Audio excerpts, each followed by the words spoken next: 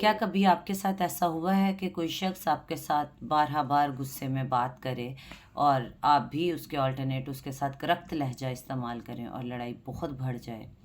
मसीह यस्सु में आप सबकी सलामती हो। एक दफ़ा एक गांव में दो शख्स रहा करते थे।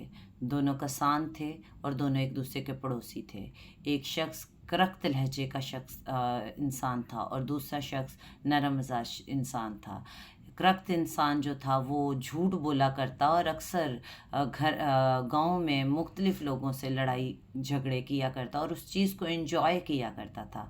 बिल्कुल इसी तरह वो करख्त लहजे का इंसान झूठ के बिना पर नरम मिजाज कसान के घर में अक्सर औकात आया करता और उसको कहा करता कि तुम्हारे बैल जानवर मेरे खेत में आ जाते हैं और मेरी फसलों को तबाह व बर्बाद कर देते हैं। नरम मिजाज शख्स, चूँकि वो नरम मिजाज था, लेकिन वो तंग आ चुका था हर रोज़ की इस लड़ाई झगड़े से। वो भी उसके साथ करख्त लहजा इस्तेमाल करता। लेकिन एक रोज़ उसके जहन में आया कि क्यों ना मैं इसके साथ प्यार से और नरमी से पेश आऊँ, और वो इस बात को अपने जहन में रखता है। जब एक रोज़ फिर से करख्त लहजे वाला किसान उसके घर में आता है, चीखो पुकार करता है, शोरगुल करता है और उसको तंग करता है कि तुम्हारी फिर से जानवर मेरे खेत में आ गए हैं और उन्होंने मेरी फसलों को तबाह बर्बाद कर दिया है। तो नरम मिजाज शख्स उसको कहता है कि प्लीज़ मुझे माफ़ कर और मैं अब अपने जानवरों को बांधूंगा ताकि दोबारा वो तुम्हारे खेत में ना जाएं और तुम्हारी फसलों को तबाह बर्बाद ना करें।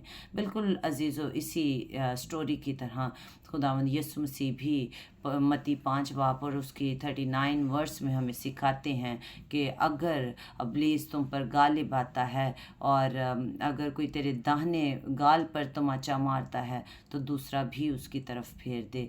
मतलब खुदावंद यीशु मसीह भी हमें नरम मिजाजी का मुजाहरा करने को कहते हैं ताकि लड़ाई झगड़े बर्पा ना हो।